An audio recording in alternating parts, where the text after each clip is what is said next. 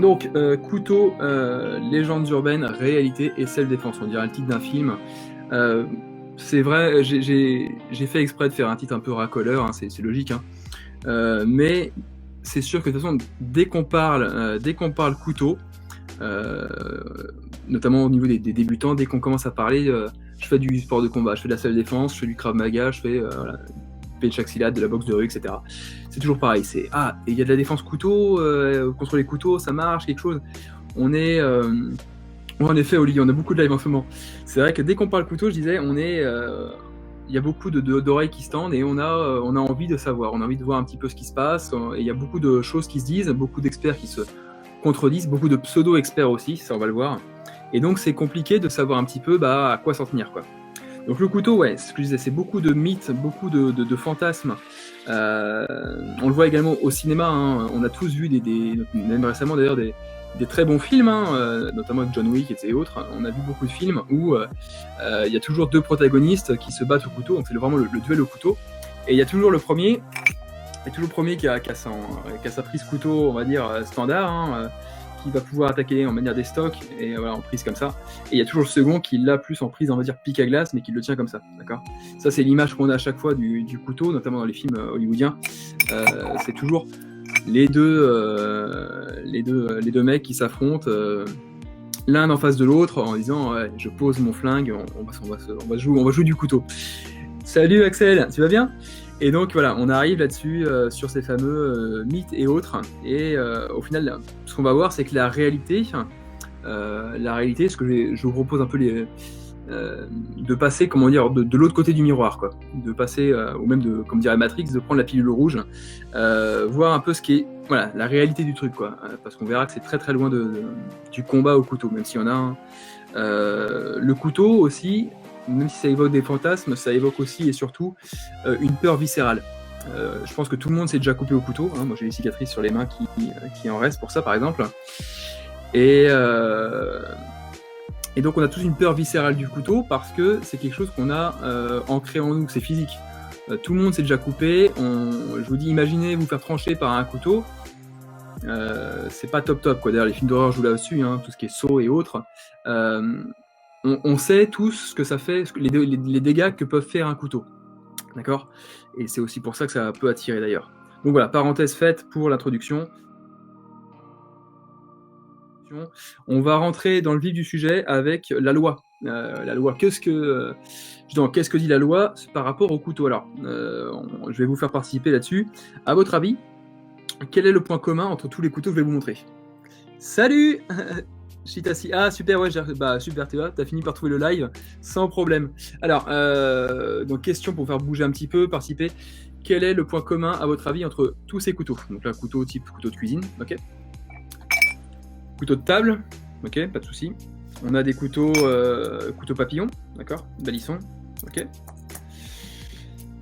Opinel, des couteaux plus, on va dire standard, hein, voilà, système de blocage et autres. Des petits couteaux, ah, d'accord, tout petit, hein, celui-là il fait même pas la paume de ma main, on reviendra là-dessus. Couteau avec brise-vitre et coupe-ceinture par exemple. Salut Pascal. Voir plus loin, des couteaux ici de lancer, hein, pour ceux qui suivent un peu mes actualités, je m'amuse à lancer des couteaux, ça c'est grâce à Michaelouz en partie.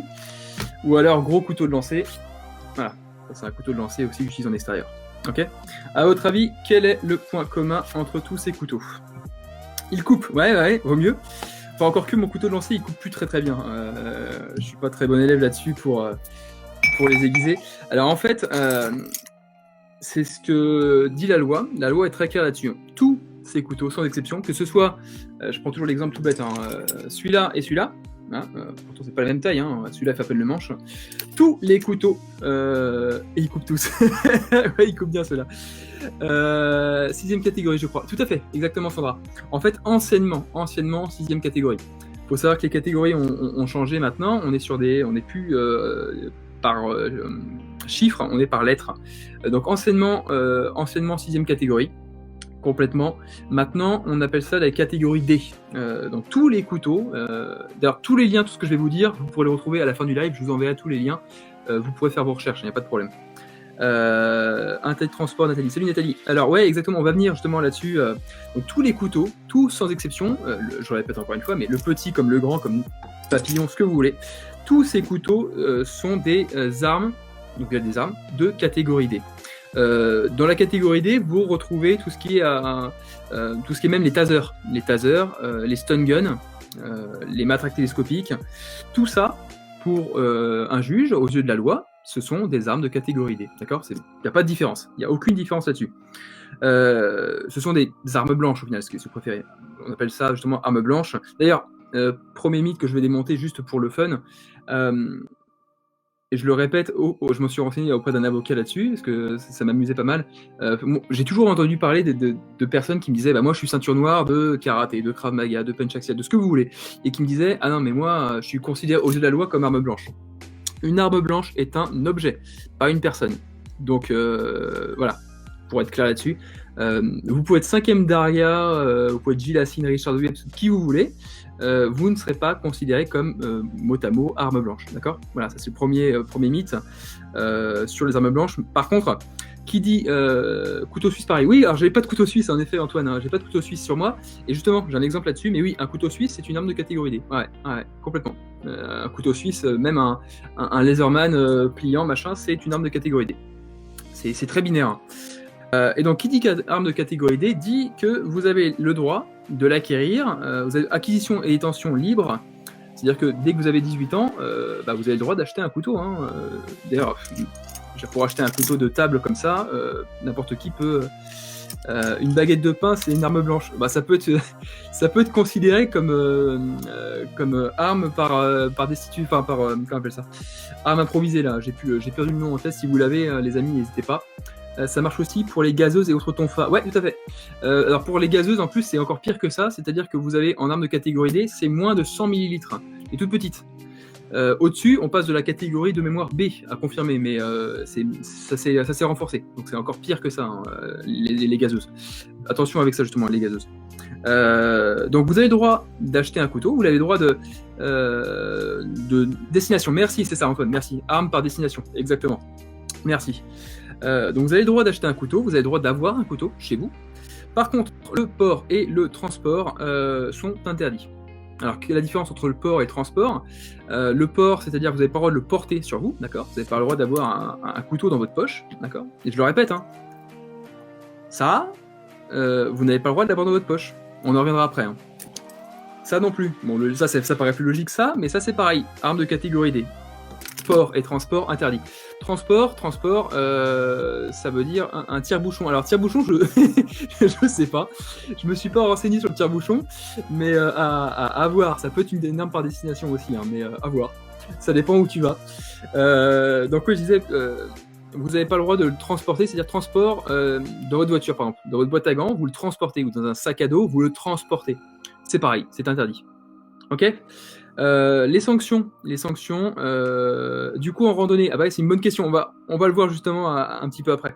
Les sanctions, ça peut aller jusqu'à 15 000 € d'amende et 1 an de prison, d'accord ? C'est la loi hein, qui dit ça, hein. Je fais du copier-coller. Et donc on parle justement sur les fameuses légendes urbaines.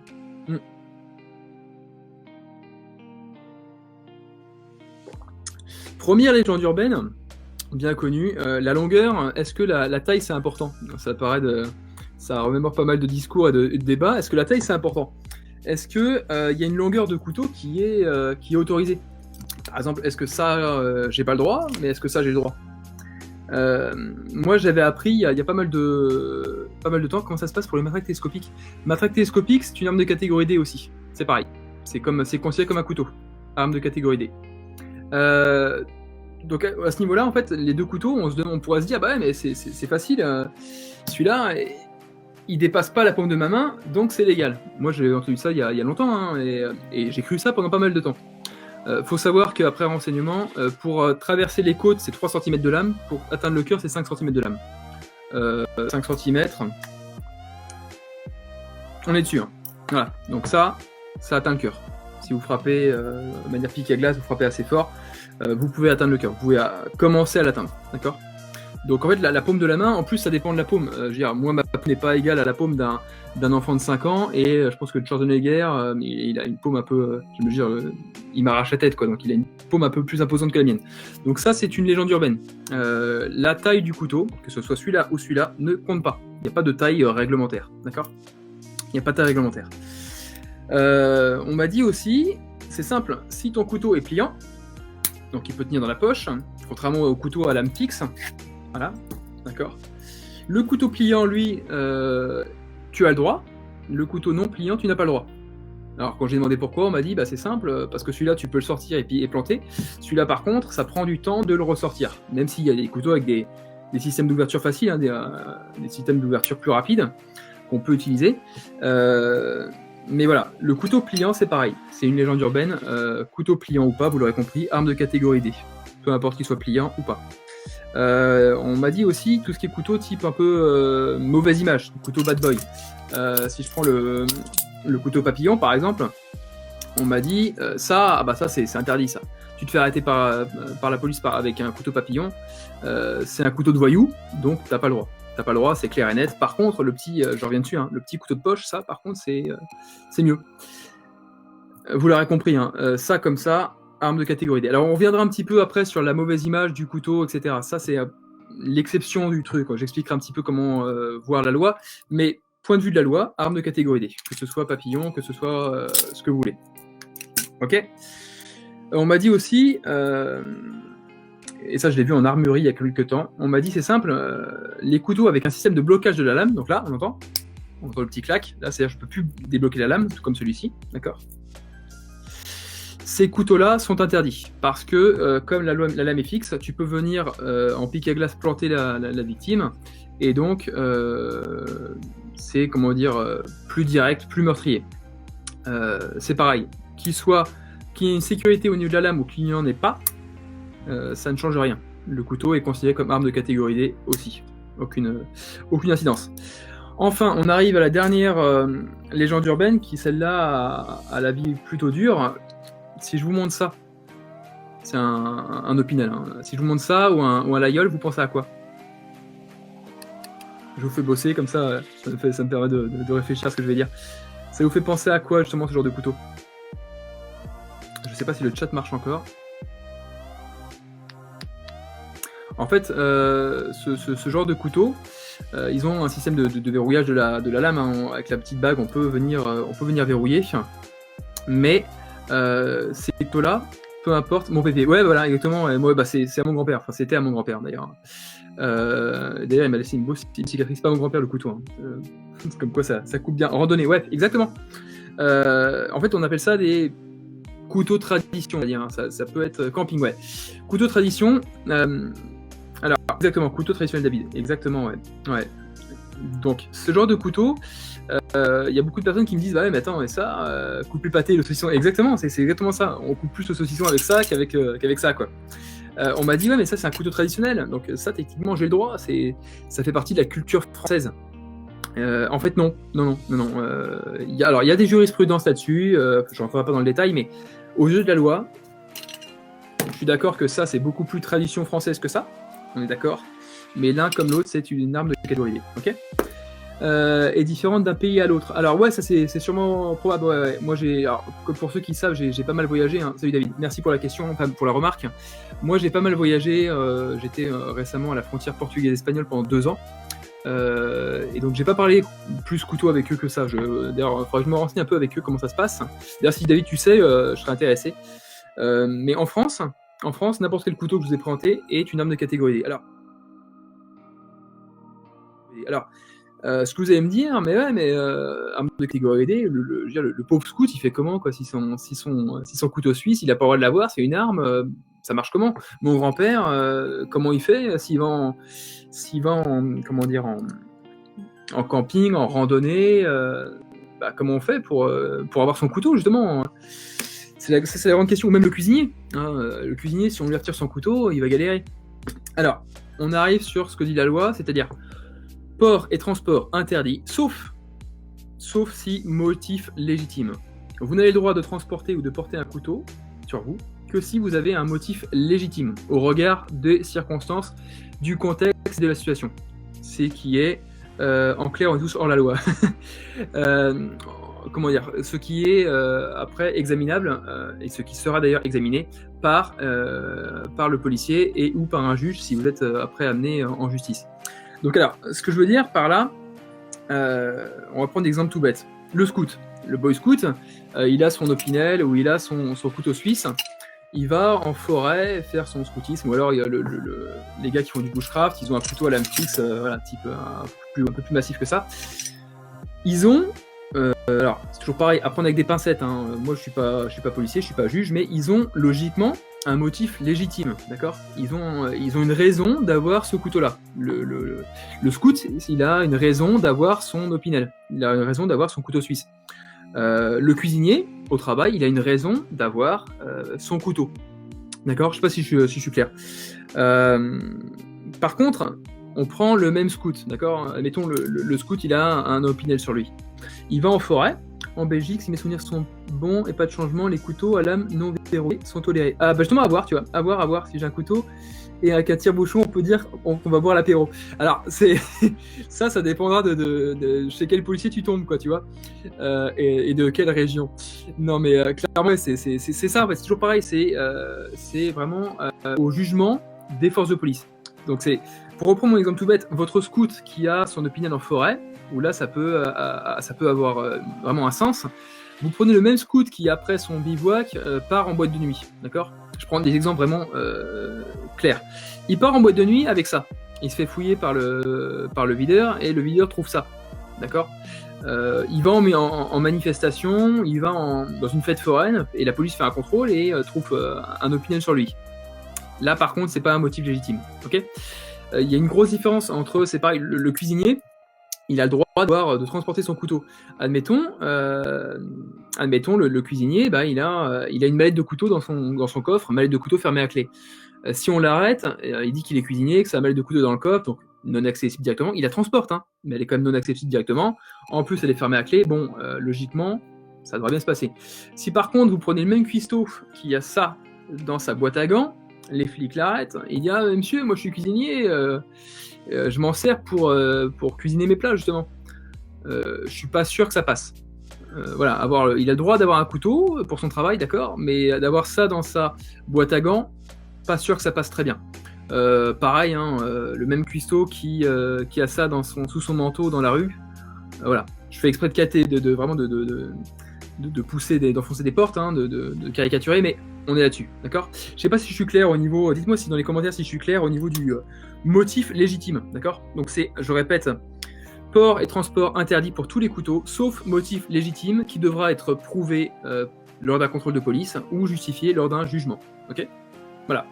Voilà ce que dit la police.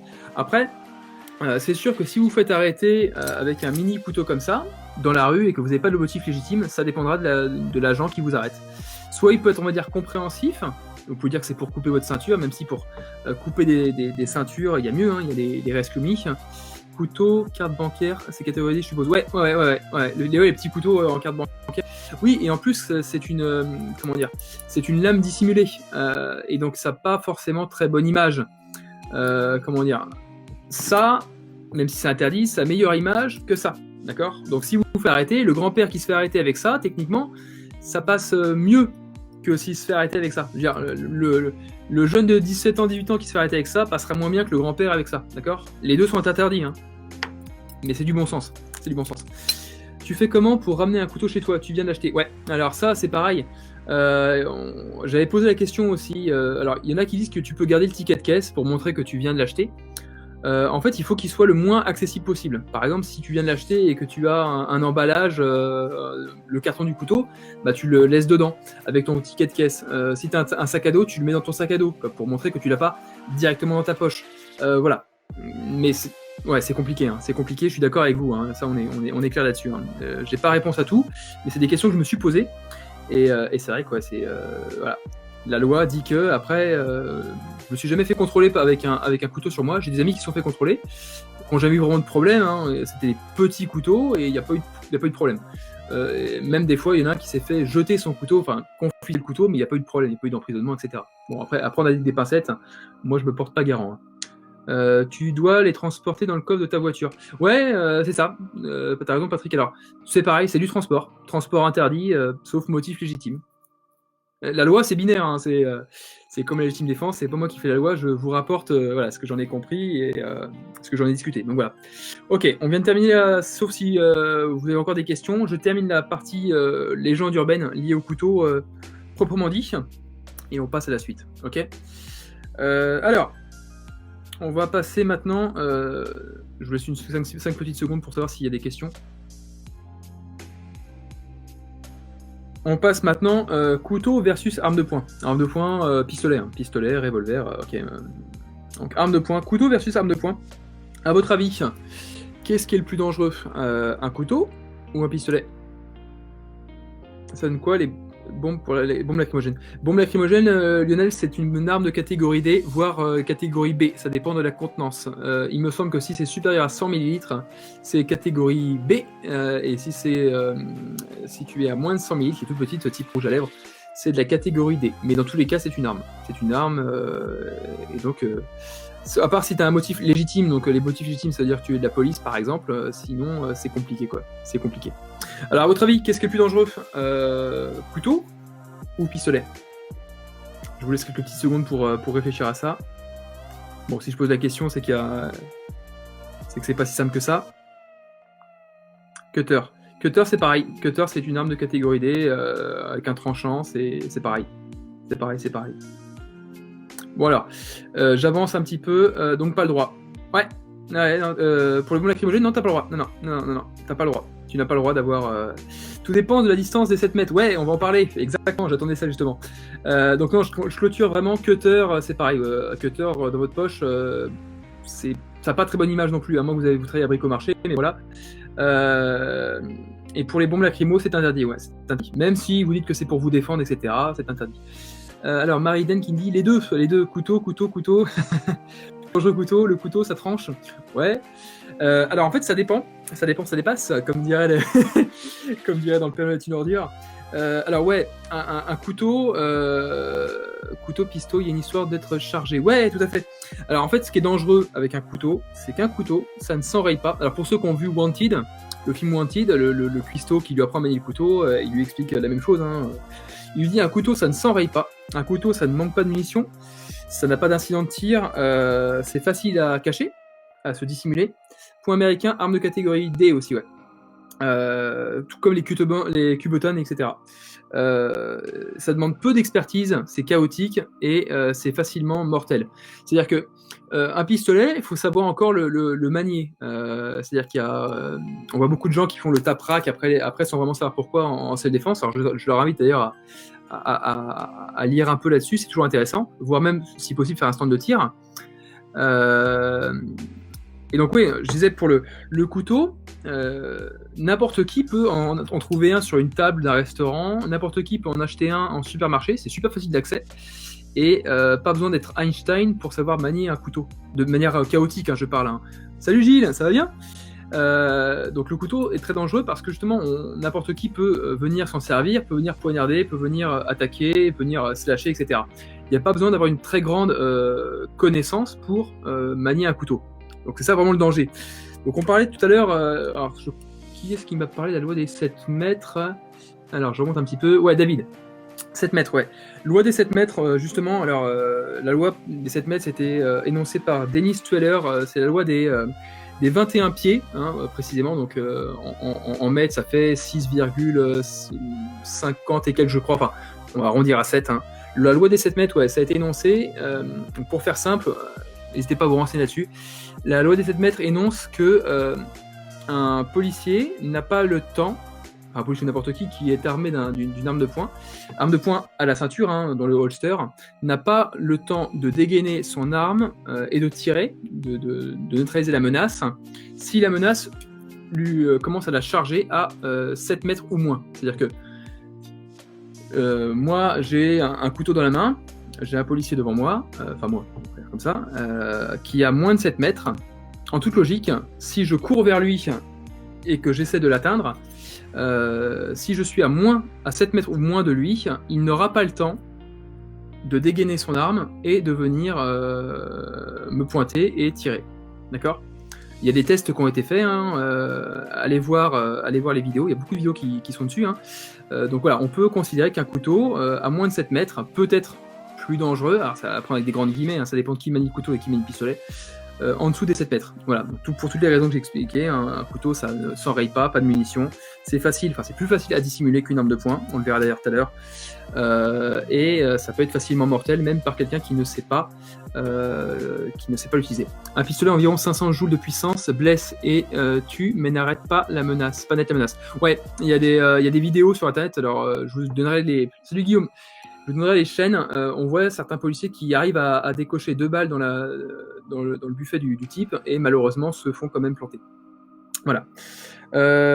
Deuxième question, à votre avis, est-ce qu'un gilet pare-balles, et ça j'adore, est-ce qu'un gilet pare-balles arrête un couteau ? Je vous laisse quelques secondes pour réfléchir à ça. Est-ce qu'un gilet pare-balles arrête un couteau ? C'est-à-dire que si quelqu'un s'amuse avec un couteau comme ça, ou même n'importe lequel, hein, d'accord, à venir taper un gilet pare-balles qui est porté par quelqu'un, est-ce que oui ou non ça traverse un gilet pare-balles ? Alors Guillaume dit non. Non, ça traverse pas. Est-ce que d'autres ont un avis là-dessus ? À votre avis, est-ce que oui ou non ça peut traverser un gilet pare-balles ? Dans l'armée, on enseigne des techniques pour reculer, dégainer, tirer en même temps. Mais une distance 3 mètres minimum. Oui, ça c'est clair. Il y a des techniques. Il y a des techniques qui permettent de dégainer beaucoup plus rapidement, des mouvements, des mécanismes. Michael Illouz a fait avec Lara une vidéo super intéressante. Je vous invite à la voir d'ailleurs, où justement ils font l'expérience. Alors, il y a des réponses comme quoi oui, ça arrête, non, non pas sur les côtés, pas à tous les endroits, Gilasine non plus, Guénal non, Stacy non, non. Ça dépend des plaques, mais la majorité non. Je sais pas. Ok, exactement. Ouais, bravo Gilles, c'est exactement ça. Ça dépend des plaques. Hein, j'aurais pas mieux dit. Vous pouvez vous renseigner sur les gilets pare-balles. Il y a plusieurs catégories de gilets pare-balles. Les gilets pare-balles, la plupart des policiers, ce sont des gilets qu'on appelle les 3A, d'accord ? Catégorie 3A. Et ces gilets-là, donc les 3A ou moins, hein, je parle les gilets première gamme jusqu'au 3A, n'arrêtent pas. Je dis bien n'arrête pas les coups de couteau. Alors moi je le croyais pas, j'en ai parlé, j'ai vu des vidéos, etc. J'en ai parlé avec des armuriers et autres, j'ai appelé des fécamps, et clairement ça n'arrête pas. Ça n'arrête pas le coup de couteau. Hein. Ça arrête des balles, ça arrête la balle, ça n'arrête pas le couteau. D'accord ? Il y a C'est pas sorcier qui a fait une vidéo d'ailleurs sur les gilets pare-balles, je vous invite à la voir, c'est super intéressant. Donc jusqu'au gilet 3A, ça n'arrête pas la balle, d'accord ? Sauf, comme disait Gilles exactement, on peut rajouter des plaques en Kydex, des plaques anti-couteau, d'accord ? Des plaques qui sont assez fines, hein, ça ressemble à une sorte de plaque de plastique, hein, ultra résistante, qui permettent de bloquer, alors aussi bien en slash, hein, quand je dis slash, c'est vraiment venir trancher, hein, attaque croisée en Krav Maga, hein, et également attaque des stocks, en plantant, etc. D'accord ? Donc les gilets pare-balles en dessous de 3A et 3A ne bloquent pas, sauf si on rajoute des plaques anti-couteau. Les gilets au-dessus, type catégorie 3 et catégorie 4, qu'on voit notamment à l'armée ou les forces spéciales avec des plaques de céramique à l'intérieur, c'est du gilet qui est beaucoup plus lourd et beaucoup plus épais, qui arrête des catégories type munitions de Kalash, etc. Parce que d'ailleurs, beaucoup de gilets n'arrêtent pas les munitions de Kalash. Il n'y a pas grand-chose qui arrête une Kalash, notamment à part un moteur de voiture. Sinon, ça traverse pas mal de choses. Donc, pour le couteau passe à travers les gilets pare-balles 3A et inférieur, sauf 6 plaques. D'accord ? Au-dessus de 3A, ça ne passe plus. Mais sinon, oui, ça passe. Voilà, ça c'était petite parenthèse. Enfin, dernière question sur justement, avant de passer vraiment aux chiffres des agressions couteau. À votre avis, on en parlait tout à l'heure, il y en a beaucoup qui m'ont parlé des points américains et des bombes lacrymo. À votre avis, avoir un couteau pour se défendre, est-ce que c'est une bonne idée ou pas ? C'est une question ouverte, hein. Il n'y a pas de bonne réponse réellement, mais à votre avis, est-ce qu'avoir un couteau sur soi, dite plaque anti-trauma. Merci Alix, merci Olivier. Merci Olivier Alix, dite plaque anti-trauma, ouais, exactement, ouais. À votre avis, est-ce que oui ou non, c'est une bonne idée d'avoir un couteau sur soi pour se défendre, dans une optique de se défendre ? Je ne sais pas si vous d'ailleurs, vous portez un couteau citoyen, un couteau de défense. Est-ce qu'à votre avis, c'est bien ou pas d'avoir un couteau pour se défendre? Non. Alors, on me dit non. J'attends d'avoir une ou deux réponses en supplémentaire et après je balance mon avis. Alors, les plaques de céramique sont surtout devant et derrière sur les flancs, ça reste du Kevlar. Ouais, hein, les plaques, on les voit très bien, elles sont ici. Hein. Le gilet pare-balles a une bonne surface, notamment les organes vitaux, mais bon, il y a toujours des espaces. Hein. Je préfère largement une gazeuse. On est d'accord. Non, ok. Ouais, avoir Annabelle. Salut Annabelle. Donc ouais, avoir un couteau pour se défendre. Il y a des couteaux qui existent si tu sais t'en servir. C'est vrai, il y a ça aussi. Hein. Il y a des couteaux qui existent, petites griffes. Vous pouvez regarder sur internet, griffes type Fred Perrin ou les fameux Hideaway. En français Hideaway. Ça peut jouer notre défaveur, à niveau professionnel de la légitime défense, pour interrogation. Complètement, ouais, on va en parler justement. Alors ouais, moi le couteau, porter un couteau, je le déconseille fortement. Faites ce que vous voulez. Déjà, c'est interdit. Le coup tu blesses et tue, pas d'effet de choc comme un bâton. Exactement, ouais, aussi, ouais. Moi, je déconseille énormément le port d'un couteau. Non, pour moi, c'est très dangereux, parce que en voulant vous défendre, vous pouvez tuer votre agresseur.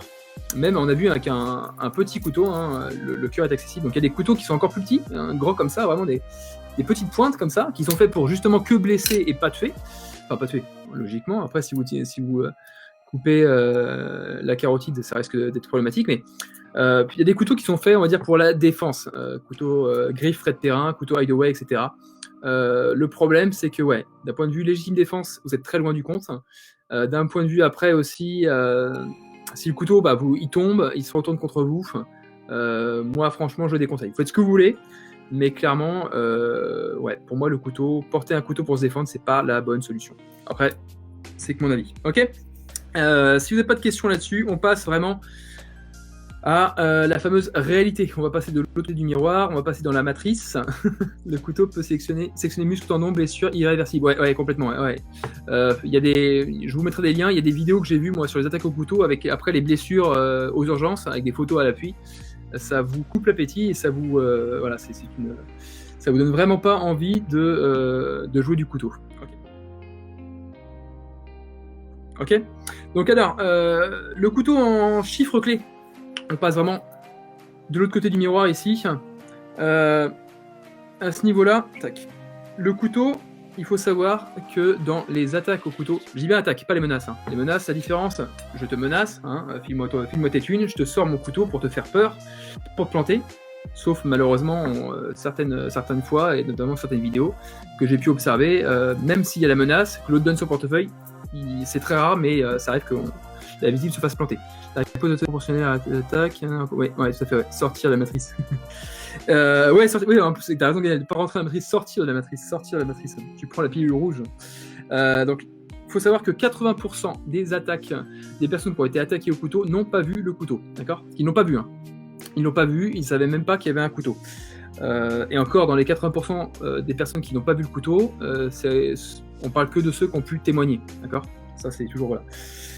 Il y a Darren Lore au Canada qui a fait une étude avec 85 policiers qui ont fait des drills, des exercices de combat avec des gens habillés en Redman, les grosses combinaisons de combat. Et durant l'assaut pied-point, le Redman sortait un couteau, mais il sortait vraiment un couteau. Hein. Il sortait un couteau d'entraînement, évidemment, un couteau marqueur. Il sortait un couteau, il flashait le couteau, il hurlait « je vais te tuer » et il attaquait avec le couteau. Il continue son assaut pied-point, mais en balançant des coups de couteau. Et l'étude a montré que sur les 85 personnes, seulement 3 sur 85 ont vu le couteau avant l'assaut couteau. C'est-à-dire qu'on vu le fameux flash couteau avant l'assaut. D'accord ? Seulement 3. Ensuite, 10 sur les 85, dont avec les 3 intégrés, 10 ont senti les coups de couteau, ont senti que c'était pas des coups de poing qui arrivaient, mais autre chose, sans pour autant voir le couteau, ils ont senti que c'était un couteau, de manière consciente. Ça veut dire que 72 personnes sur 85, 72 sur 85 n'ont ni vu le couteau, alors que la personne a flashé, ni senti le couteau, d'accord ?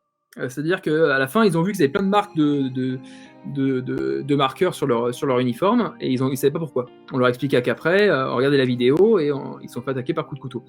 Mais la grande majorité, plus de 80%, n'ont même pas su qu'il y avait eu un couteau dans l'altercation. Alors que c'était un drill, ils savaient qu'ils allaient se faire agresser, etc.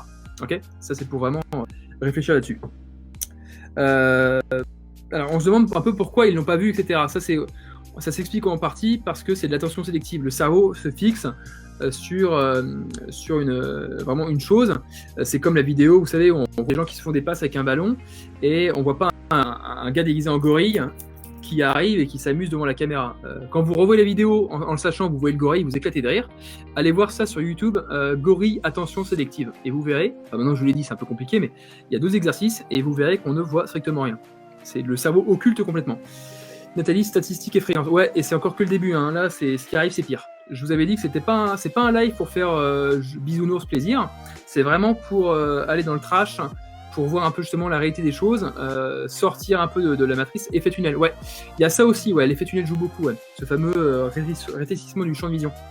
Et après, voir comment le Krav Maga justement nous offre heureusement des opportunités de s'en sortir un minimum. Je me défends avec un couteau contre un bâton, je suis toujours dans la proportionnalité. Ça, il faudra poser la question à un avocat. Moi, j'avais posé la question à un avocat. Arme contre arme, ça passe mieux que arme versus rien du tout. Après, il n'y a pas de règle très définie. Ça, c'est vraiment une bataille d'avocats. Mais techniquement, voilà, main nue contre main nue, arme contre arme. C'est ça qu'il m'avait expliqué. Moi, je répète bêtement ce qu'on m'a dit. Ok. Donc, statistiques, on va continuer là-dessus. 71,1% du temps, le combat se commence à main nue, c'est-à-dire que les 2 protagonistes ont une main nue, ou alors une main et l'autre main dans la poche, d'accord. Le couteau reste caché jusqu'au dernier moment. On dit souvent main cachée, main armée. Michaelus le disait beaucoup dans ses vidéos, et notamment en Krav Maga, je l'ai beaucoup entendu dans des stages. Main cachée, main armée, c'est-à-dire que si vous voyez une main qui est dans une poche ou derrière un dos, etc., c'est pas pour vous sortir une carte de visite. On m'avait dit ça en Suisse quand j'étais parti là-bas. Moi, j'ai quelqu'un de très proche de moi, je ne citerai pas, mais quelqu'un de très proche de moi qui, un soir, il s'est retrouvé dans une situation un peu inquiétante avec une bande de gars qui s'approchaient, et un gars s'approchait de lui avec la main dans la poche, tout le temps. Il s'approchait de lui avec une main libre pour venir discuter, menacer, l'autre main dans la poche. Et j'avais dit à cette personne-là, main cachée, main armée, si il cache une main, c'est sûrement pas pour sortir une carte de visite, méfie-toi, c'est sûrement un couteau. Et donc cette personne-là a pris la fuite, et en regardant derrière elle, elle a vu la personne sortir un couteau et lui courir après. Donc voilà, c'est pour une petite anecdote, c'est pas des bêtises, voilà, méfiez-vous. Donc il faut savoir que l'attaquant, c'est un prédateur, hein. Il utilise le couteau que pour attaquer, pour prendre le dessus là-dessus. C'est-à-dire qu'il vous attaquera par surprise, de manière isolée et acculée, d'accord. Il attendra vraiment le bon moment pour vous planter. 70,6% des attaques ont lieu à moins de 1 mètre, donc distance immédiate. C'est-à-dire que votre boucle cycle de Boyd, la boucle OODA, vous n'aurez même pas le temps de réagir, d'analyser la situation, que le premier coup de couteau sera déjà parti. D'où l'intérêt, encore une fois, on le verra tout à l'heure, de garder vos distances. Voilà, ça c'est vraiment affreux. Faut savoir que l'agresseur va vous attaquer en furie. C'est pas un coup, vas-y, je te laisse faire ta parade. L'agresseur donne environ 5 à 7 coups toutes les 7 secondes. En gros, 1 à 2 coups par seconde. De manière en furie. C'est pap. Vous voyez, comme dans les films de prison, avec la brosse à dents coupée, la brosse à dents taillée en pointe. C'est vraiment du violent. D'accord. 70% des agressions au couteau durent moins de 23 secondes. D'accord. C'est très très très rapide. Et 90% des agressions durent moins d'1 minute. D'accord. Donc ça va très très très vite, une agression couteau. Une agression couteau, c'est fulgurant. Enfin, dans 55% du temps, la victime tombe par terre en voulant échapper à son agresseur, même en essayant de se protéger, en essayant de courir, etc. Donc plus de la moitié du temps, la victime finit tôt ou tard par tomber par terre. Et l'agresseur se jette sur elle pour finir le travail au sol. D'accord ? Voilà. Voilà pour la partie un peu statistique à ce niveau-là. Prise du couteau. On se demande toujours, aucune technique de défense ne marche à 100% à 1 mètre ou moins. Ça, c'est vrai que c'est... D'où la fameuse distance. Il y a beaucoup de tests qui ont été faits avec des boxeurs. Ils sont là, ils sont en garde. Le type est devant et il dit, vas-y, je suis à moins d'1 mètre, je vais venir te toucher au milieu du front, tu dois parer. Et les boxeurs, même pros, ils sont là, ils sont touchés. Le point arrive, ils se prennent la patate, et ils ont que le temps de dévier au retour du bras. Parce qu'ils n'ont même pas le temps de réagir. C'est la boucle de décision. Allez voir cycle de Boyd. D'ailleurs, il y a des vidéos de Karaté Bushido qui en parlent très bien. notamment en stage de Krav Maga, il y en a beaucoup qui en parlent. Donc voilà, le temps, comme dirait Richard, hein, le temps c'est la distance c'est le temps. Et donc si vous avez une distance très courte, vous avez évidemment beaucoup moins de temps de réaction. Prise du couteau. Il faut savoir que 90% des gens qui attaquent au couteau, enfin les gens tout court, sont droitiers. Qui dit droitier dit qu'il va attaquer sur votre côté gauche. Et malheureusement, le cœur étant situé légèrement plus sur la gauche, c'est plutôt dommageable. Voilà. Prise classique du couteau. Salut Alexandre. Prise classique, regarde, sponsorisé Kairos Krav Maga. La prise du couteau, 58,8% des attaques au couteau se font en prise classique, c'est-à-dire comme ça, d'accord? Prise de bas en haut, d'accord? Et ils vont attaquer de bas en haut, ok? 29,9%, donc quasiment 30%, pique à glace, d'accord? Voilà. Donc admettons quasiment 60%, 30%. Seulement 6% du temps, l'agresseur change de prise, c'est-à-dire qu'il passe d'une prise ici à une prise pique à glace, d'accord? Prise, on va dire, standard à prise pique à glace. Seulement 6% des cas. Et dans toutes les études que j'ai trouvées, dans toutes les vidéos que j'ai pu voir, des heures et des heures de vidéos à m'en faire quasiment vomir, je n'ai jamais vu, dans les situations réelles, je n'ai jamais vu aucun agresseur qui change de main. Jamais. Je n'ai jamais vu de hop, hop, comme dans les films, voilà. Jamais vu. Parce que l'agresseur est complètement omnubilé par son arme. D'ailleurs, Alexandre, il expliquait très bien sur... je me souviens, Alexandre, tu parlais de ça, des fameux singes qui mettaient leurs mains dans des pots, qui serraient le fruit, qui ne pouvaient plus retirer leurs mains, et tellement omnubilés par le fruit dans la main qu'ils oubliaient de lâcher le fruit pour pouvoir sortir la main et pour pouvoir s'échapper de ce fameux piège. L'agresseur, c'est pareil. Il serre son couteau, et une fois qu'il l'a en main et qu'il est parti dans sa boucle de décision, c'est frénétique, il va attaquer, et il n'aura pas forcément idée de changer de main, d'accord? En tout cas, dans toutes les études que j'ai vues, toutes les vidéos que j'ai vues, je n'ai vu aucun changement de main. Ça ne veut pas dire que c'est pas possible, mais ça veut dire que c'est moins fréquent. Ok? Voilà. Donc clairement, c'est un tableau assez noir, hein. C'est un tableau très très noir qu'on voit au niveau des agressions couteau. C'est pas beau à voir. Sauf que je vous l'avais dit, hein, le but c'est de passer de l'autre côté du miroir pour parler Alice au Pays des Merveilles. Hein. Et donc on arrive un petit peu dans maintenant, ok, on a vu la loi, on a vu ce que disait la loi, couteau c'est illégal, d'accord, on a vu toutes les statistiques des agressions, ça fait peur à voir, donc maintenant, comment on fait, quoi? Qu'est-ce qu'on fait pour s'en sortir clairement là? On parle Krav Maga, on parle self-défense, on parle comment on sauve sa peau. Alors, déjà, il y a première question, moi, qu'on m'a rapporté, c'est des élèves qui disaient, ça sert à quoi de bosser le couteau? Parce que techniquement, après tout, si c'est illégal le couteau, ça sert à quoi? Parce qu'on n'a pas le droit d'avoir de couteau. Et il faut savoir, pour reprendre le dicton d'un des bouquins, quand les armes sont illégales, seuls les gens illégaux ont des armes. D'accord? Toujours pareil. Hein. L'agresseur va utiliser un couteau pour prendre l'ascendant sur vous. Il utilise le couteau comme moyen de pression, comme moyen de finir le travail beaucoup plus rapidement. Combien de types d'attaques au couteau en France par an? Alors, ça, Nathalie, je ne saurais pas trop répondre parce que clairement, sur les médias, on voit beaucoup de choses. On voit tout et son contraire. Alors, ils mettaient 120 agressions à chaque fois, enfin bref, des choses assez atroces. Mais ils mettaient agression. Alors, est-ce que c'est une attaque? Est-ce que c'est une menace? Des fois, ils mettaient agression à l'arme blanche. Alors, est-ce qu'arme blanche, ils considèrent que c'est que des couteaux ou c'est les armes blanches? Je ne saurais pas trop répondre. Je me suis posé la question, mais clairement, je ne saurais pas répondre. Je sais que l'Angleterre a beaucoup de problèmes en ce moment avec les attaques au couteau, notamment des amis qui m'en ont parlé depuis l'Angleterre. Je ne saurais pas répondre. En tout cas, je vais faire une réponse bateau, mais il y en a trop. Il y en a beaucoup trop, de toute façon. Moi, je sais que j'ai des amis nantais là, qui ont été ennuyés par des couteaux assez récemment, donc à se méfier, quoi. Alors, je disais tout à l'heure, le couteau, c'est quelque chose de prédateur. C'est pas cinéma, un gars comme ça, et l'autre gars qui est comme ça, vas-y, pose ton flingue, et puis on va jouer du couteau. Ça marche pas comme ça. C'est vraiment de l'agresseur. Hein. Je crois que c'était Paturel qui disait ça. Dans un combat au couteau, le vainqueur rentre chez lui pour mourir. D'accord? Ça prouve bien la gravité du truc. Voilà. Donc c'est pas du duel. Après, on entend aussi beaucoup parler de gens experts au couteau. Alors, un expert au couteau, c'est compliqué parce que prenons l'exemple des accidents de voiture. Est-ce qu'un mec qui s'est pris 2 tôles en voiture, 2 accidents de voiture et qui a survécu, est-ce qu'on appelle ça un expert d'accident de voiture? Je caricature. Hein. Est-ce qu'un mec qui a survécu à 2 attaques au couteau, heureusement pour lui d'ailleurs, est-ce qu'on appelle ça un expert au couteau?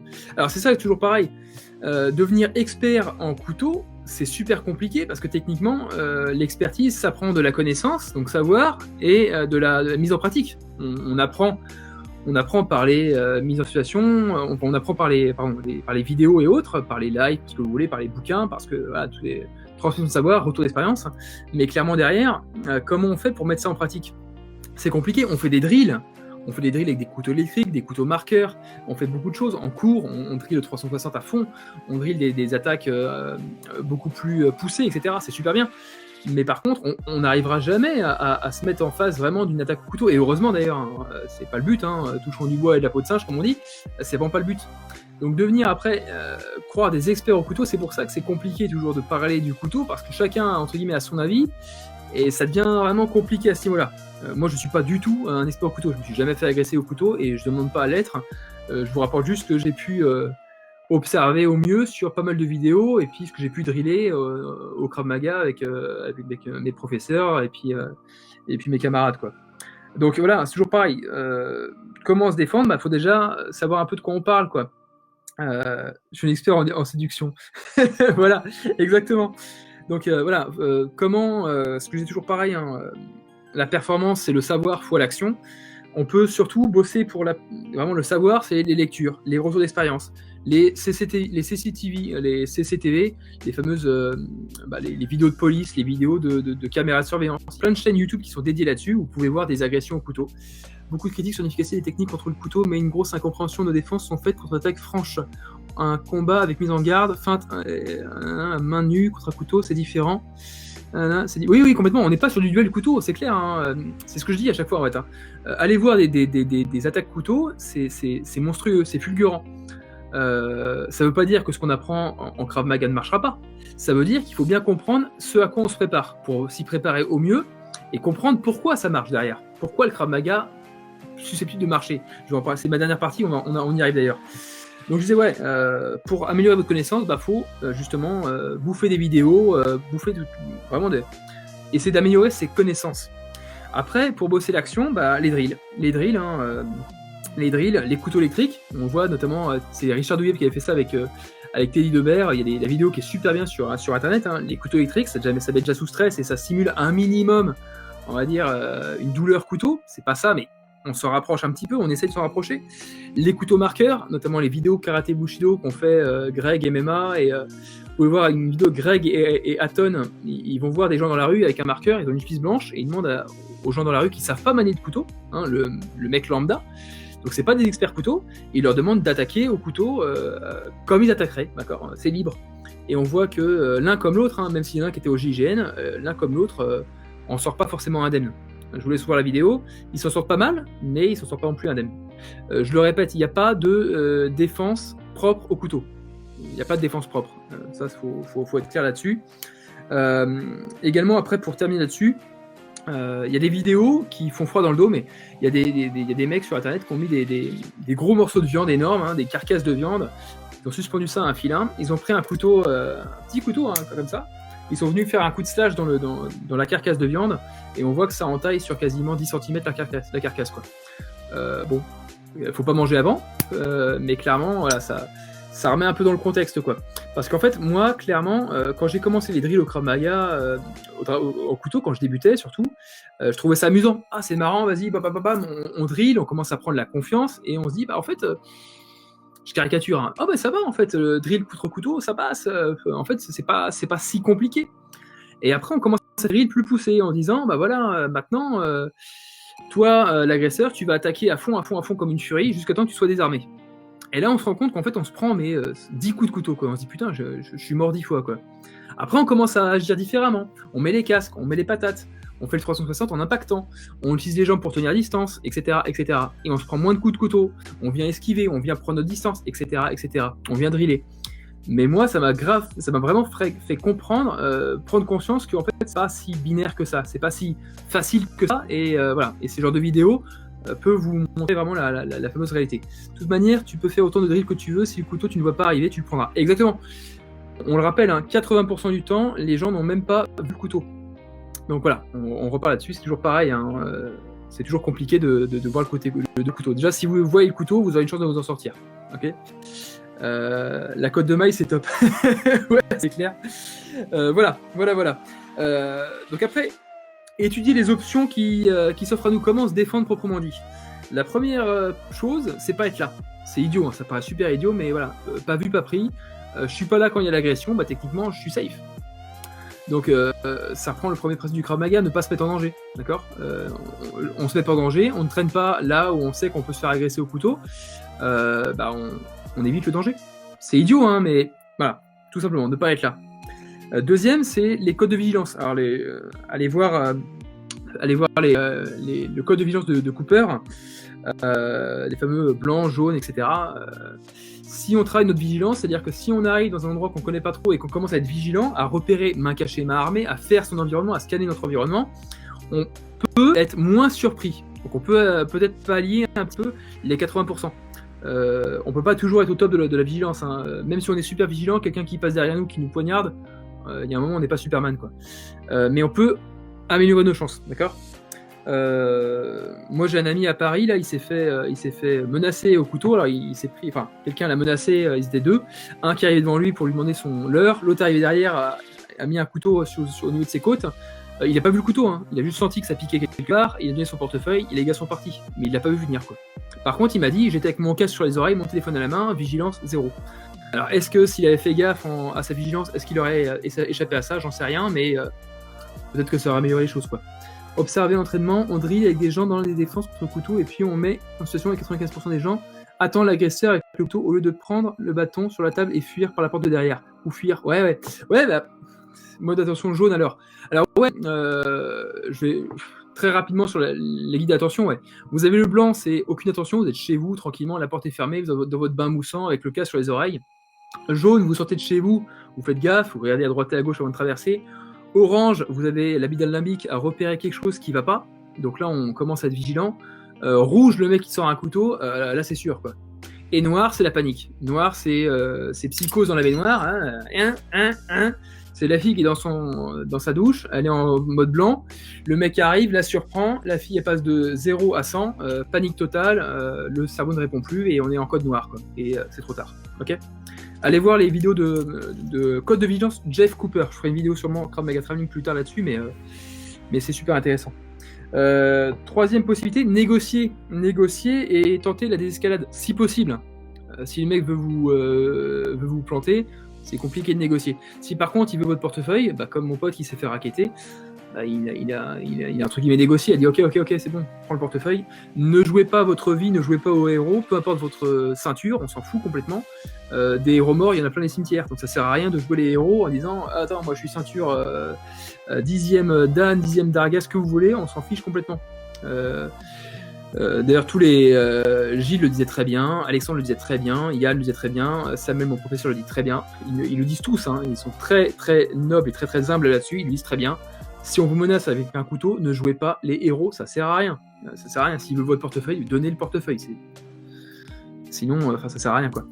Est-ce que c'est possible qu'un témoin qui assistait à l'agression ne réalise pas? Eh ben justement, on y arrive, ça. On y arrive. Bonne question. Si négociation pas possible, bah essayez de fuir. Le CFC, hein, le court faut reste court. On le voit on voit que l'Eurocombat. Ouais. Dans mon live numéro 1, n'hésitez pas à aller voir, j'en parle de Neurocombat. Neurocombat 1 et 2, très bon bouquin. Le CFC, le court faut reste court. Moi, il y a un mec qui me sort un couteau, vamos, amène-toi. Moi, je cours. je cours. Je cours. Si je peux pas courir, je donne mon portefeuille, mais si je peux courir, moi, je cours en sens inverse. Hein. Je cours en criant de tous mes poumons. Voilà. Lampe stroboscopiste, c'est pas mal en défense. Oui, j'ai fait une vidéo là-dessus d'ailleurs. Allez voir ma vidéo sur la lampe sur la lampe. Ça peut permettre de favoriser la fuite. Mais si vous pouvez courir, mais partez. Ça sert à rien de rester. Il n'y a pas de héros. Hein. Donc fuite, là, on dit pas la fuite, on dit la retraite stratégique. Hein. C'est mieux pour l'après, pour le choc post-traumatique, c'est mieux. Ça passe mieux. Cinquième possibilité, si vous pouvez pas fuir, gardez vos distances. Utilisez votre environnement pour garder votre distance. C'est-à-dire, si vous arrivez et qu'il y a une voiture devant vous, une table devant vous, n'hésitez pas à tourner autour de la table pour éviter qu'il vous chope. D'accord ? Utilisez son environnement. Gardez ses distances. La distance, c'est le temps. Hein. La lampe, c'est autorisé. Oui, une lampe, c'est autorisé. Ça peut être si tu sers pour frapper quelqu'un, ça peut être considéré comme une arme par destination, mais une lampe, c'est autorisé, ouais. Moi, j'ai une lampe qui envoie 1800 lumens, donc qui t'aveugle complètement, et c'est autorisé. Sixième principe, principe du Krav Maga également, hein, utiliser des armes, des objets. Si vous avez une chaise devant vous, interposez la chaise à votre agresseur. C'est toujours mieux. Si vous avez une lampe, utilisez-la. Si vous avez une ceinture, enlevez la ceinture et venez utiliser la ceinture. Il y a des vidéos sur Internet là-dessus, réelles. Hein. Un gars qui se faisait agresser au couteau, qui a sorti sa ceinture. Il s'est fait quand même planter une ou deux fois, mais il a évité le pire. Donc voilà, utilisez des objets, d'accord, utilisez mieux vos objets que vos mains nues. Principe du Krav Maga, hein, relisez les principes du Krav Maga, c'est dedans. Et enfin, dernier principe, je crois que c'est Stacy qui en parlait, demandez de l'aide. Crier à l'aide, ouais. Alors on dit souvent que vaut mieux crier au feu parce que les gens, ça attire leur regard, que crier à l'aide parce qu'en général, à l'aide, les gens aiment bien regarder ailleurs pour se dédouaner. Faut savoir que 55,9% des agressions au couteau ont été stoppées par une tierce personne, enfin l'intervention d'un tiers. Après, 55,9%, comme vous savez qu'une agression au couteau dure moins d'une minute, ça ne veut pas dire que vous n'aurez pas pris des coups de couteau avant, d'accord ? Voilà. Dans la moitié des cas, les gens agissent, dans l'autre moitié des cas, les gens n'agissent pas. Ou ne voient pas la situation. Hein. Il y a ce qu'on appelle la responsabilité divisée. Hein. Plus il y a de personnes à regarder, moins il y a de gens qui vont vous aider. Parce que pour eux, pourquoi moi j'irais si lui n'y va pas ? Allez voir ces principes psychologiques, on en parle beaucoup dans les livres de psychologie du combat. Voilà. Mais ouais, ça peut arriver. Un des grands principes du Krav Maga, l'utilisation d'objets, que penses-tu de petits objets que tu utilises comme projectiles, objets taille moyen frappés à des gros objets sans servir comme bouclier ? Oui, complètement. Ouais. On voit dans Kingsman, il balance un gros mug de bière sur la tête du type, ça marche très bien. Ouais, pourquoi pas. Hein. Ça peut même maintenir à distance. Hein. Comme disait le proverbe. Une pomme par jour pour adopter, un apple a day to keep the doctor away, pour une pomme par jour pour maintenir le docteur à distance. Et mon prof d'anglais me disait, ouais, surtout quand tu vises bien. Voilà, c'est pareil. Moi, quand j'ai fait mes derniers drills au Krav Maga, là, on attaquait comme des bourrins avec plastron, etc. Et je me suis rendu compte d'un truc, c'est que moi, quand c'était moi l'agresseur, j'ai réussi quasiment à planter toute la salle. Pourquoi ? Parce que je faisais exprès d'utiliser une main pour saisir les personnes et planter de l'autre, pour les empêcher de venir me saisir, et je circulais très très vite pour essayer de tous les planter. Donc je peux donner 2 coups de couteau par personne. Et les gens, au final, ils couraient plus pour sauver leur vie en essayant de, voilà, chacun pour soi. Quand c'était après à moi de défendre avec tous les autres, l'agresseur est venu sur moi, donc j'ai fait une parade en frappant. Je vous cache pas que j'ai quand même pris la lame une fois. Hein. Je l'ai pris qu'une fois, c'est mieux que rien. J'ai réussi quand même à frapper, donc réinitialiser la boucle au ODA, ce qui fait qu'il y a eu un mouvement de recul. Je me suis jeté dessus, j'ai essayé d'emprisonner le bras, hein, comme on le voit au Krav Maga, hein, venir avancer pour éviter le réarmement du bras, c'est super important, on le voit juste à la suite. Et j'ai surtout demandé de l'aide à tout le monde en disant, hop, aidez-moi, chopez-le. Et tout le monde est venu en mode rugbyman choper le type.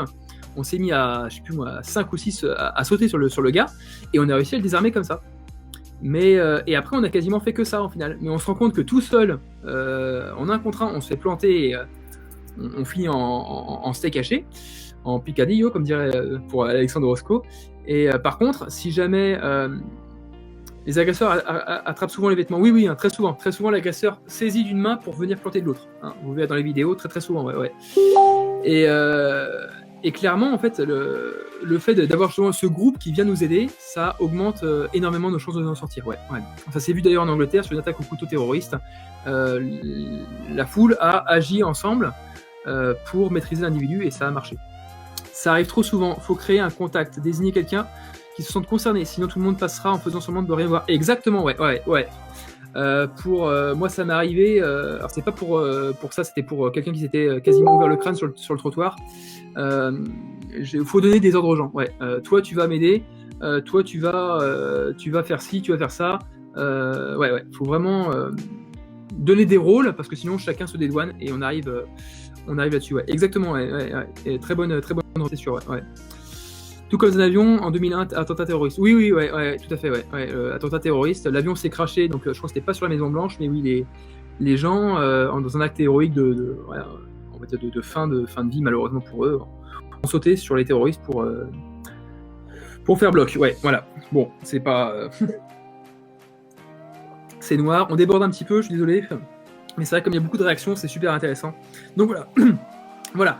Et dernier principe, si tout ça a échoué, il vous reste vos mains nues. Et donc on arrive sur le fameux Krav Maga je parle pas des objets, mais main nue.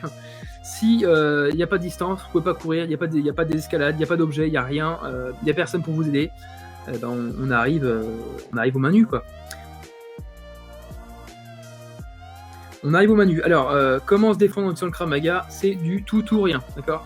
C'est-à-dire que soit vous y allez, soit vous y allez pas. Soit vous allez défendre. Il n'y a pas de je vais commencer ma parade et puis je recule en donnant ma frappe pour essayer de me barrer. Soit vous faites une bonne parade, le mec encaisse le coup, il commence à être sonné, la boucle ODA s'arrête et vous pouvez prendre la fuite, et c'est génial. Soit vous rentrez, vous commencez à la smatter et vous finissez le travail en demandant de l'aide, en faisant ce que vous voulez, mais avec le couteau, il n'y a pas de seconde chance. Donc c'est ce qu'on voit souvent, c'est voilà, malheureusement, il faut rentrer dedans, quoi. En Krav Maga, vous savez très bien qu'on utilise à distance longue, on préfère utiliser les jambes. Pourquoi?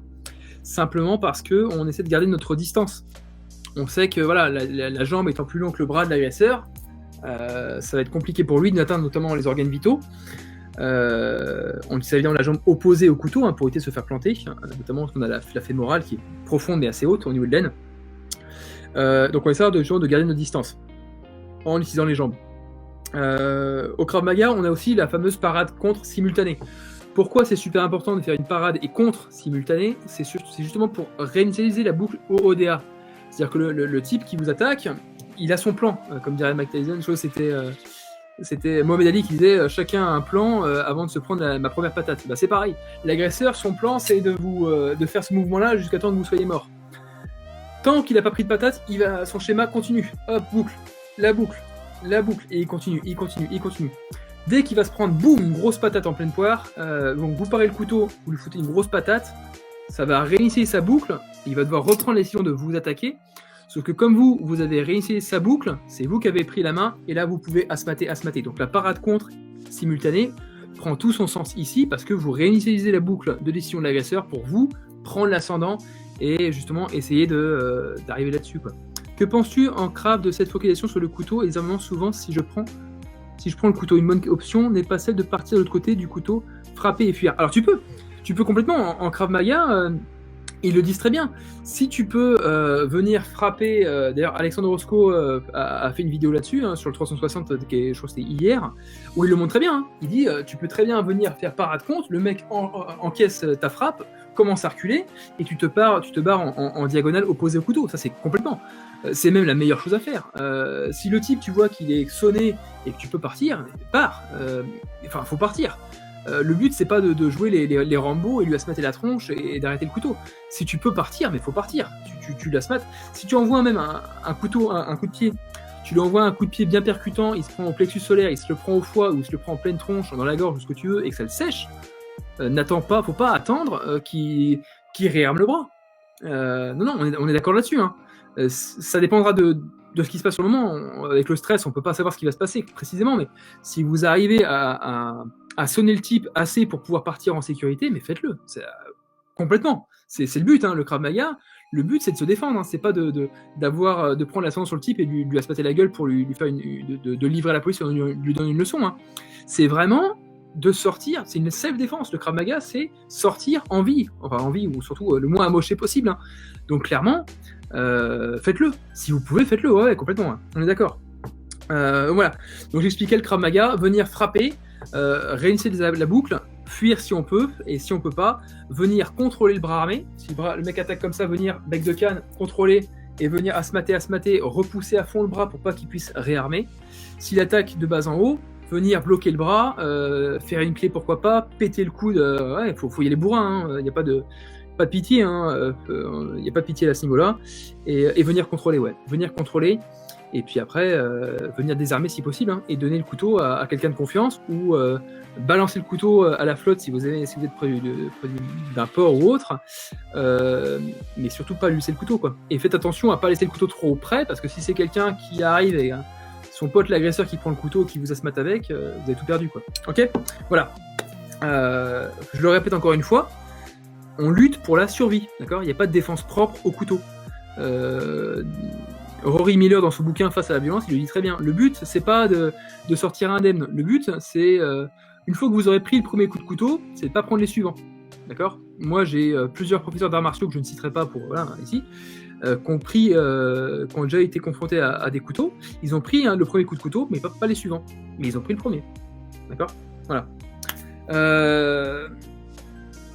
Dernier point aussi, si vous avez réussi à désarmer le couteau, n'utilisez pas le couteau par pitié sur l'agresseur. D'accord ? Vous êtes énervé, peut-être qu'il vous a planté une fois, vous avez désarmé, clac, le couteau, n'allez pas asmater le mec. Vous avez tout perdu, légitime défense, c'est vous l'agresseur. Ça, c'est pas bon. Si la police arrive, surtout pas arriver avec le couteau dans les mains. Ils peuvent croire que c'est vous l'agresseur. Et enfin, ça c'est Yann Vey qui m'a dit ça il y a très longtemps, il y a au moins 5 ans. Il disait, surtout quand vous faites vos désarmements, vous enchaînez les frappes, ne pas frapper, à voir, mais évitez de frapper avec la main qui tient le couteau. Pourquoi ? Parce que s'il y a des témoins qui vous regardent, pour eux, ils vont pas faire la différence entre ça et ça. Donc quand ils vont témoigner à la police, ils vont dire quoi ? Ah bah le monsieur là, Krav Magaman, il a désarmé le type, et puis après, il a porté des coups de couteau. Non, vous n'avez pas porté des coups de couteau, vous avez frappé avec le poing. Mais pour les témoins, vous avez frappé avec la lame. Enfin, voilà. Donc ça peut se retourner contre vous en justice. Nathalie, que veut dire OODA ? Observation, orientation, décision, action.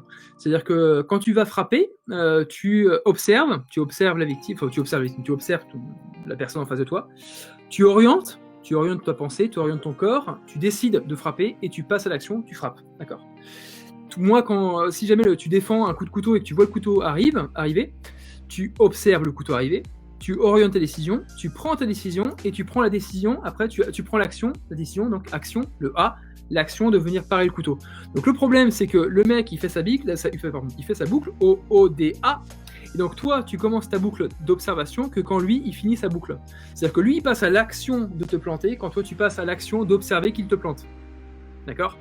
Ça se passe en moins d'une seconde, hein. Mais par contre, à distance courte, vous prenez le coup de couteau. D'où l'importance de l'action, d'accord ? OODA. Ça s'appelle le cycle de Boyd. Allez voir ça sur Internet, c'est super intéressant. Ok ? Des questions là-dessus ou je passe à la fin de la conférence sur le soin ? On passe sur les soins. N'hésitez pas à me poser vos dernières questions. Là, c'est super bien. Vous êtes nombreux, 40 personnes là, en moyenne, c'est super intéressant. On a déjà dépassé de 10 minutes. Humour, si ça se pique lui-même avec le couteau dans sa main, même si on le pousse un peu, c'est pas la même chose, lol.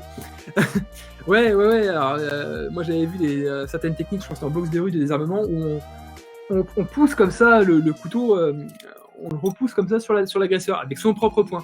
C'est un peu comme le jeu quand on est gamin, pourquoi tu te tapes ? Et pourquoi tu te tapes ? Arrête de te taper, pourquoi tu te tapes ? Bon, techniquement c'est lui qui se plante, mais par votre action, donc ouais.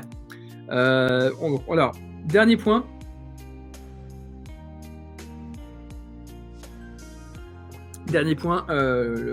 Tout ce qui est soin, je vous le disais, on ne sort pas indemne, logiquement, d'une attaque au couteau. Un couteau, contrairement à ce qu'on croit, on ne sent pas le coup de couteau. Alors, moi, j'en sais rien, un peu personnellement, mais tous ceux qui ont pris des coups de couteau, j'ai 3 personnes qui ont témoigné, qui m'en ont parlé pour justement avant ce live-là, et qui m'ont dit tous la même chose, on ne sent pas le coup de couteau. On sent un coup, comme un coup de poing. Il y en a un qui m'a dit, je senti comme une sorte de brûlure, un petit peu, quelque chose de chaud, c'est bizarre. Mais ils n'ont pas senti une lame qui rentre et qui ressort, quoi. Il n'y a pas comme dans les films, le bruit de... Il n'y a pas ça, il n'y a pas le ching dès qu'on sort... Voilà. Non, on ne sent pas le coup de couteau. Voilà. D'où l'importance, quand vous sortez d'une altercation, armé ou pas armé, hein, comme on reparle tout à l'heure, 80% du temps, vous ne verrez pas le couteau, vous ne le sentirez pas non plus. Quand vous sortez d'une altercation, même si une bagarre à la con, vous prenez 2-3 coups de poing, checkez-vous, d'accord, avec main nue, on se check partout, hein, genre c'est agréable, je me touche, pour vérifier qu'il n'y a pas de sang, d'accord, parce que vous pouvez avoir une hémorragie qui se forme sans même le savoir, d'accord. Donc c'est important, checkez-vous et checkez aussi les victimes si vous portez assistance, d'accord, voilà. Il faut savoir que vous pouvez mourir à n'importe quel moment avec un couteau. Vous pouvez mourir au premier coup de couteau, et comme vous pouvez mourir qu'au 10e, voire pas mourir du tout. D'accord ? Ça dépend ce qui est touché. Il faut savoir que si une artère est touchée, admettons les artères au niveau du cou, les artères au niveau de l'aine, hein, par exemple la fémorale. Donc voilà, une artère de toucher, c'est environ, vous perdez un tiers de votre volume sanguin, un tiers de votre sang en 30 secondes. D'accord ? Après, le volume sanguin diminue, donc le débit diminue évidemment. et vous pouvez mourir si rien n'est fait en 5 minutes, d'accord. Et d'ailleurs, vous perdrez connaissance avant. Il y a des vidéos sur internet, il y a des mecs qui se prennent 2 coups de couteau, on les voit qui marchent, qui titubent et qui tombent raide mort, raide inconscient surtout, et raide mort après, malheureusement. La vidéo dure 1 minute. Donc en 30 secondes après, il tombe par terre, fini, quoi. Voilà à ce niveau-là. Donc le secourisme, moi je suis secouriste, j'ai été formé et reformé, je me recycle assez souvent. Formez-vous au secourisme, ça devrait être fait par tout le monde. Formez-vous au secourisme. Si vous êtes victime ou que vous voyez quelqu'un qui est victime d'un coup de couteau ou d'un saignement, tout court, règle des 3 A. On appuie, on allonge, on alerte. Appuyer, on appuie sur la plaie, là où les plaies, d'accord. Appuyez fortement pour arrêter l'hémorragie. Allongez la victime, c'est comme si vous avez une bouteille que vous percez. Si vous percez la bouteille ici, ça va fuir. Si par contre la bouteille, je la mets ici allongée, le volume sanguin s'égalise et on limite les pertes sanguines. Et on alerte très vite. Voilà, les pompiers vont mettre entre 5 et maximum 10 minutes pour arriver, pour prendre en charge la victime. Voilà, faites attention au contact avec le sang, utilisez des gants ou un vêtement pour éviter les contaminations par le sang. D'accord. Pour tout ça, je vous conseille de vous référer justement au formateur. Et sinon, j'en parle justement maintenant, trauma kit. Avoir un trauma kit, avoir une sorte de kit de soins. Moi, j'en ai dans mon sac à dos, j'en ai un dans ma valise et j'en ai un dans ma voiture, avec tout ce qui est fait pour parer aux hémorragies, notamment des bandages israéliens et autres. Donc il y en a qui trouvent ça amusant, ils trouvent que c'est un peu survivaliste, mais en fait c'est juste être citoyen prévoyant. J'espère pas que ça va me servir. Malheureusement, ça m'a déjà servi. J'ai déjà dû porter secours à une personne très proche de moi qui a eu un saignement très abondant, et donc ça m'a servi. Donc voilà, petit retour d'expérience, pas très sympathique mais utile. Donc n'hésitez pas à aller voir ma vidéo sur le trauma kit. Choc hypovolemique. Hypovolemique. Oui, tout à fait, ouais, complètement, ouais. Ouais, pas assez de sang, pas assez d'irrigation, et le cerveau décide de sauvegarder les organes vitaux, et donc dodo, quoi. Ouais, complètement. Voilà.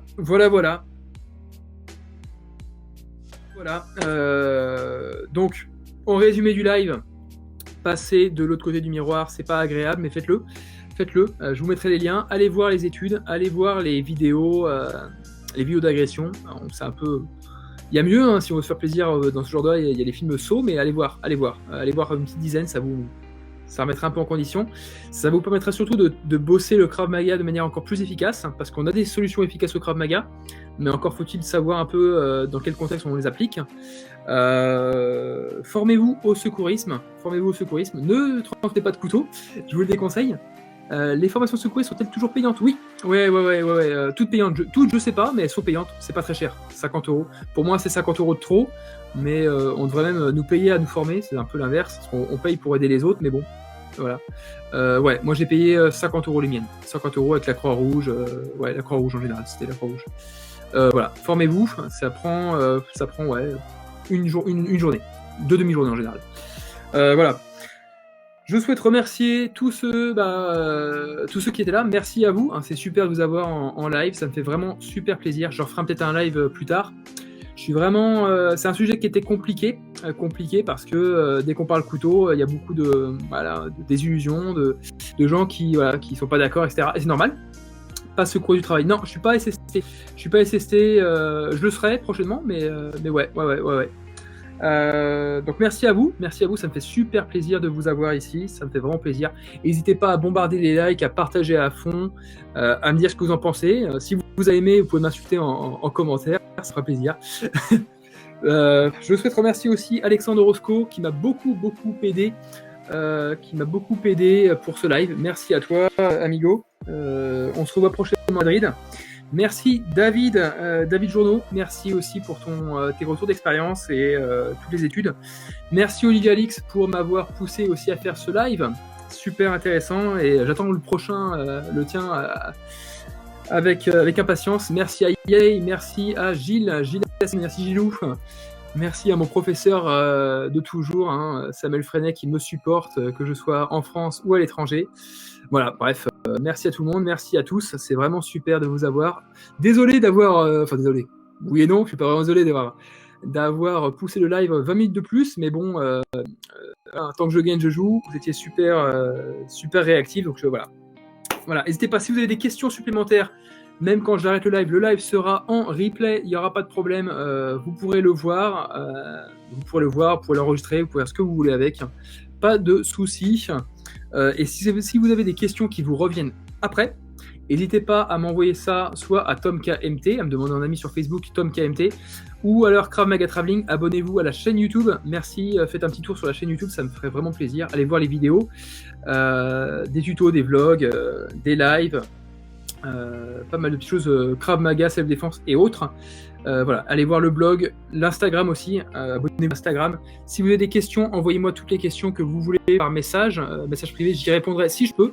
Hein, je suis pas du tout, je le répète, je suis pas un expert couteau, je suis pas un expert Krav Maga. Hein, je suis un humble ceinture marron qui se prépare comme pas mal de monde à la noire. Voilà, mais je suis juste ravi de partager ce que je peux apprendre de tout le monde avec vous. Voilà. Si vous n'avez pas aimé, partagez quand même, mais dans les réseaux que vous n'aimez pas. Exactement. Comme dirait un pote, si vous avez aimé, partagez à fond. Si vous n'avez pas aimé, restez discret. Voilà. Voilà. Bah écoutez, sur ce, si vous n'avez pas d'autres questions, j'attends un petit peu. On prend l'apéro avec un peu de retard, c'est pas grave. Ouais, moi je vais prendre une bière aussi, ça va y aller. On fera un apéro, on fera un live prochainement là-dessus d'ailleurs, pourquoi pas. J'attends quelques petites une minute pour savoir si vous n'avez pas des différentes questions, sinon moi je coupe le live. Voilà. Merci en tout cas à tous, bon confinement, prenez soin de vous, prenez soin de vos proches, continuez à bosser notre merveilleuse discipline Krav Maga, la Fédération Européenne de Krav Maga, Richard Douyev, c'est vraiment une super famille. Donc voilà, merci pour vos messages. Et quand le confinement sera fini, écoutez, moi je serai ravi de passer dans vos clubs, m'entraîner avec vous, faire des vidéos Krav Maga Traveling, c'est pour ça que j'ai fait ça. Donc voilà, n'hésitez pas à aller voir, c'est de côté, allez voir la chaîne YouTube Krav Maga Traveling et je serai super heureux de pouvoir vous rencontrer en direct et pouvoir bosser avec vous et apprendre encore plus. Voilà. Merci, toi super intéressant comme d'hab. Merci Guillaume, au plaisir. À quand le prochain live, Lionel? Je ne sais pas. Peut-être semaine prochaine. Si vous avez des idées de live, j'en ai fait un sur les bouquins Krav Maga et autres self, Neurocombat, etc. N'hésitez pas à aller le voir. C'est pas que Krav Maga, mais ça fait du bien de s'ouvrir un peu l'esprit. Merci Olivier, merci, avec grand plaisir. Écoute, je serais content de passer. N'hésitez pas à aller voir, allez voir mes lives. Si vous avez d'autres idées de live, je prends. Allez voir le prochain live d'Olivier Alix. Olivier, si tu repostes la date, t'es bienvenu en Moselle. Merci les gars, merci. Allez voir les lives d'Olivier, il est super compétent et ça fait vraiment du bien d'avoir des retours d'expérience. Voilà. Donc si vous avez des idées de live, écoutez, moi je suis partant. N'hésitez pas à me les envoyer par message privé. Et si je peux, ce sera avec grand plaisir. Voilà. Allez, à la prochaine. Ciao, prenez soin de vous.